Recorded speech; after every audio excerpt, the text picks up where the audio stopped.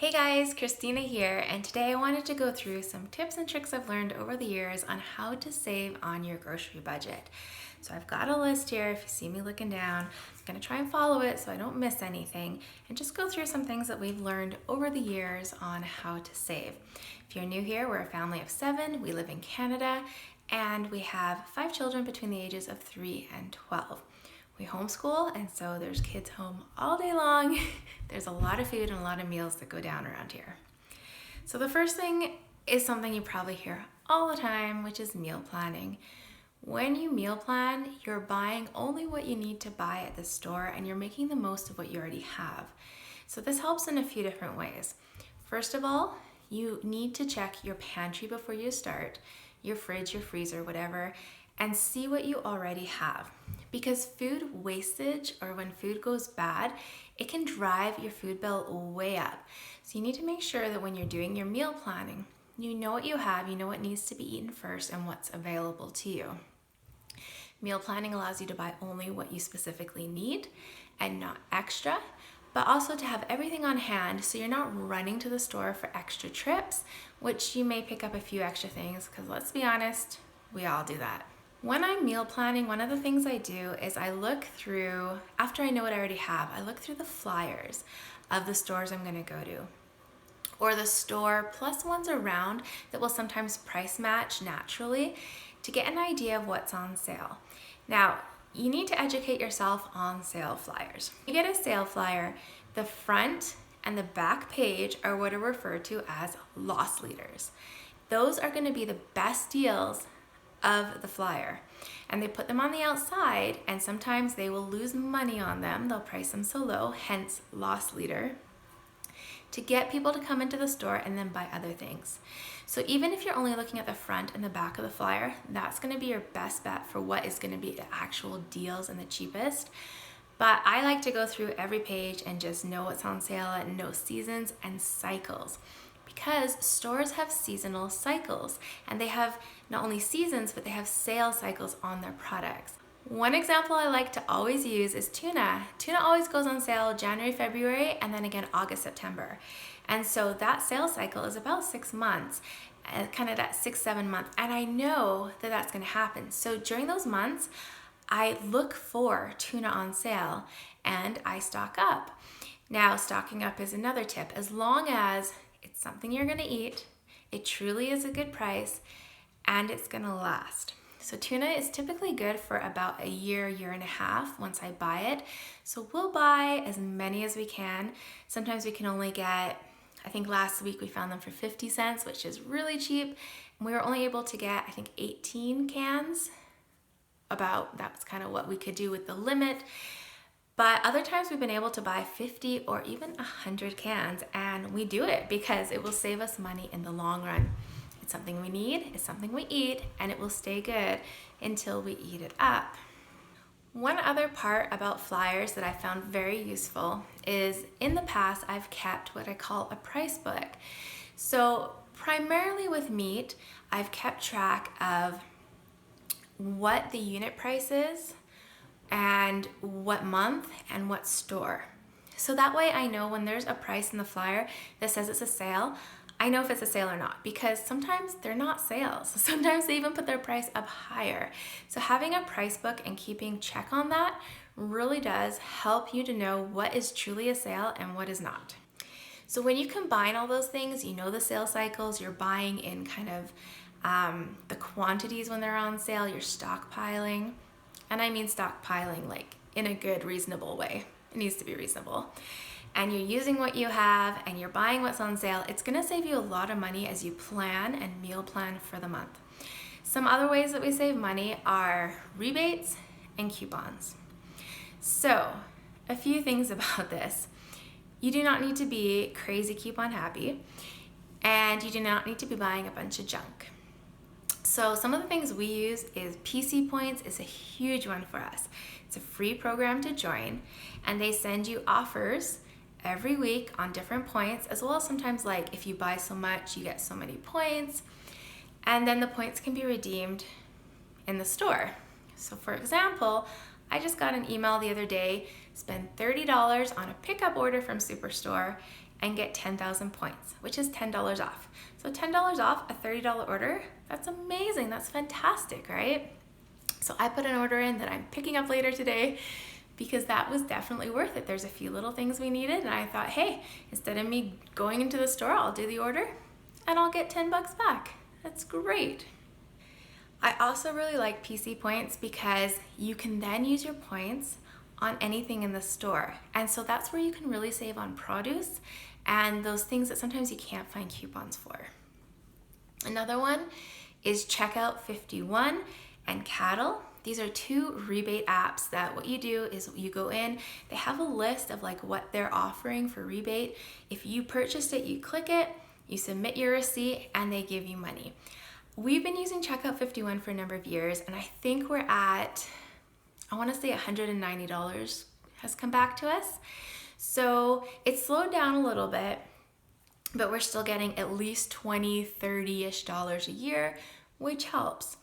The thing I really like about Cattle, they have a survey section as well, so you can earn 25 cents back just from doing some surveys. But the thing I really love about them is that they offer rebates on Costco, and typically it's 50 cents, and each week you can submit a new receipt for Costco. So I mean, I go to Costco like once a month usually, and I'm getting 50 cents back. It adds up, it all helps. Flash Food is another app that I really, really like. It is basically items that are kind of getting near their date at Superstore, and it's kind of hard to explain, but they take the items and Flash Food, I guess, buys them, and then you just order online through your app. They put everything in the price, you choose it, and then you go into the customer service area of Superstore and you pick it up. We have gotten boxes of apples, produce, meat, bread, all kinds of things, just really, really cheap, and it's a great way to keep your budget down. I have some referral links for both of those down below. If you're interested, go ahead and click on them. They usually offer like an introductory type discount, so go ahead and have a look at those. Now, physical coupons still exist. I don't think they're as big as they used to be, but I know like Superstore has a big wall of them by the entrance, and you can just go take them off. Sometimes they're on the shelf. You can still get them in like newspapers or magazines sometimes. Don't just pick coupons up just for the sake of coupons though, because if it's not something you're gonna eat or not something you like, just don't. It's not gonna save you any money in the long run. Another way to get coupons is through email lists and websites. So check out the websites of the companies that you naturally are already buying products from. Sometimes they have like a little coupon link right there. You just click it and they'll send you a coupon. Sometimes you have to sign up for the mail club. Chapman's Ice Cream is one that I check every year. They give out one $4 or $5. I think it's $4 now, coupon. You just put your information in and they mail it out to you. We eat ice cream, so there's like a box of free ice cream every year, which is fantastic. Co-op, if you have one, they typically send out discounts every year when you sign up for their like emails, and a lot of those are on meat and produce, which I really appreciate. Another one is the Healthy Shopper. I think it's healthyshopper.ca. And they have coupons for more of the natural products, gluten-free products, sometimes for fresh produce as well. So that's a great place to look for coupons. And then things like the entertainment book, sometimes they'll have coupons in there. I remember they used to have like $5 off your $25 Safeway order or something. And I used to use those like every month because I could get some items that I needed at a lower price. So let's talk about some other ways to save money. One way is through co-ops. What a co-op is a group of people who come together to buy food, and because they're buying such a large quantity, it's a lot cheaper. So we belong to a co-op for a number of years. We typically get tomatoes, peaches, pears, jalapenos, and apples, which we do canning with. We also buy 15-pound big buckets of honey, unpasteurized honey. They also offer things like oats and flour, and at Christmas time they do like really nice chocolate. So it helps keep our prices down because we're all buying together. So look for some local co-ops near you because that's a way to save money. Also look for co-op type programs or like social programs. We have one called the Good Food Box here. I've shared a lot about it on Instagram, but it's $37 where we live right now, and we get 40 to 45 pounds of fresh produce 1 to 2 times a month. It just depends on their schedule. And again, it's because they have thousands of families buying.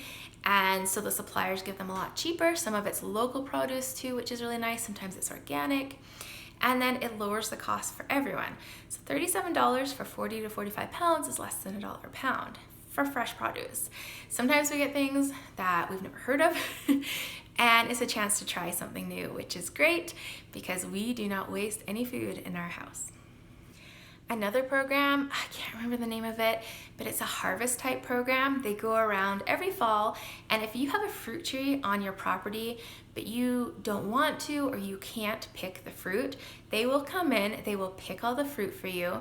They give you 25% to the local food bank, and the other 50% goes to the volunteers who came to do the picking, and they divide the fruit up among everyone.